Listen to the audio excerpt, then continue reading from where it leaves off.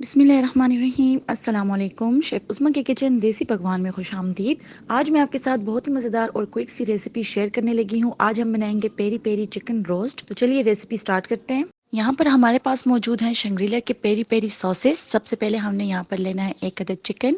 इसमें हमने गहरे कट्स लगा लेने हैं ताकि जब हम इसको सॉसेस के साथ मैरिनेट करें तो सॉसेस इसमें अच्छे से जज्ब हो जाएं। सबसे पहले लेंगे हम यहाँ पर लेमन एंड हर्ब का सॉस। चूंकि इसमें लेमन मौजूद है जो कि मैरिनेशन में बहुत अहम किरदार अदा करता है और साथ ही इसमें हर्ब्स की बहुत ही मज़ेदार खुशबू मौजूद है।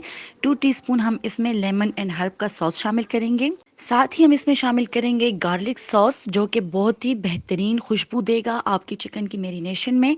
2 टीस्पून हम इसमें गार्लिक का सॉस शामिल कर लेंगे। लास्ट में मैं इसमें शामिल करूंगी पेरी पेरी हॉट सॉस जो कि आपके चिकन को बहुत ही स्पाइसी बनाएगा। अगर आप इसको एक्स्ट्रा स्पाइसी बनाना चाहते हैं तो आप इसमें माइल्ड सॉस भी यूज़ कर सकते हैं। तमाम सॉसेस डालने के बाद अब मैं इसमें नमक डालूंगी। यहाँ पर मैं ½ टीस्पून नमक ले रही हूँ। नमक डालने के बाद अब हमने इसको अच्छे से मिक्स कर लेना है। मैरिनेशन में हमने चिकन को अच्छे से मिक्स करना है ताकि जो सॉसेस हमने यूज़ की हैं वो जो चिकन के कट्स हमने लगाए थे उसके अंदर तक वो सॉसेस चले जाएं। चिकन को अच्छी तरह मिक्स कर लेने के बाद अब हम इसको शीट के साथ कवर कर लेंगे और 5 से 6 घंटे के लिए छोड़ देंगे ताकि ये अच्छे से मैरिनेट हो जाए।